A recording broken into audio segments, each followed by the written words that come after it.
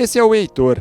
Hoje, com 10 anos, ele se diverte com o celular ou com os jogos de tabuleiro ao lado da mãe, Josiane. O Heitor sofre com o transtorno do espectro autista e participa, desde os 4 anos de idade, de terapias por meio da análise do comportamento aplicada, ou ABA na sigla em inglês. E se não fosse a insistência da mãe em procurar o melhor tipo de tratamento, o desenvolvimento que ele tem hoje seria bem diferente. Então foi muito por vontade própria, de buscar em internet, de buscar em reportagens, em livros, em várias coisas, e foi onde a gente chegou na análise do comportamento aplicada.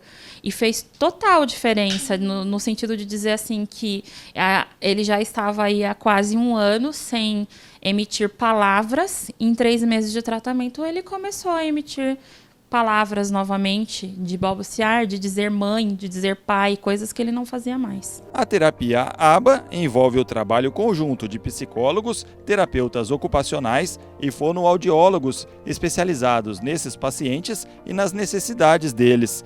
E todo o acompanhamento é feito por um médico que faz a análise do comportamento para dar sequência na terapia.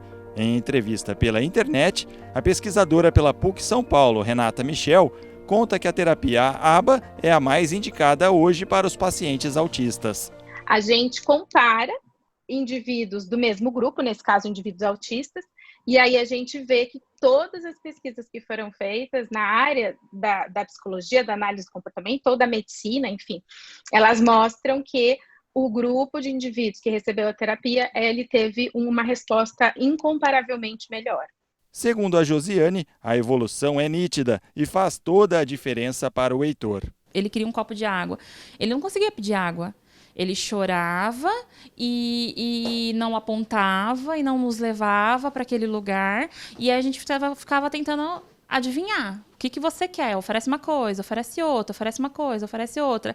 Aí, e depois disso, não. Ele levava a gente, ele apontava, ele falava, mesmo que errado, como uma criança da idade dele também falaria errado, mas ele falava, mesmo que errado, ele falava água, que ele queria água. Então isso pra gente faz uma diferença imensa. De acordo com a Organização Mundial da Saúde, 1 em cada 160 pessoas tem algum grau de autismo. A própria OMS indica a análise de comportamento aplicada como principal terapia para essas pessoas. Mas aqui no Brasil nem sempre esse tratamento é garantido de forma tranquila. Muitas vezes as pessoas têm que recorrer à justiça para garantir esse acesso. Foi o que aconteceu com a Josiane, que precisou contratar uma advogada para exigir a cobertura do plano de saúde ao tratamento do filho. Infelizmente, hoje no Brasil, os planos de saúde seguem, as normas da ANS, que é a Agência Nacional de Saúde Suplementar, aqui no Brasil.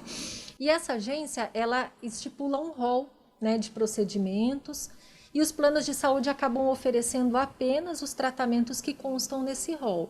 Isso faz com que a maioria dos tratamentos, se não todos que são especializados, por exemplo, no caso do autismo, não sejam oferecidos pelo plano de saúde. A advogada conta que os casos relacionados à saúde têm sido cada vez mais comuns na justiça brasileira. Quando as famílias acabam tendo essa notícia do diagnóstico, da necessidade do tratamento, verificam que se trata de um tratamento de alto custo, que elas não têm condições de pagar, e ficam sabendo que é uma obrigação do plano de saúde, ainda que ele não faça isso de forma administrativa, elas acabam então procurando a justiça para conseguir esse direito para o seu filho. Para a pesquisadora, o paciente não deveria ter que recorrer à justiça para garantir o atendimento e que uma possível interrupção seria muito prejudicial a ele. O paciente está passando por uma intervenção, por uma terapia, e tem o tratamento suspenso por uma razão qualquer, aí, no caso jurídica, burocrática e tal, ele vai ter regressão, ele vai deixar de progredir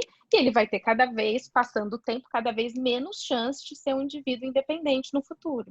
A possibilidade de interrupção nem passa pela cabeça da Josiane, que promete não poupar esforços para garantir a melhor qualidade de vida para o filho. Eu vou lutar hoje e para todo sempre, para que ele tenha direito ao mínimo, porque ter saúde é o mínimo. Né? O autismo ele não vem só com uma condição, muitas vezes ele vem com várias comorbidades, com várias outras coisas que acarretam, né?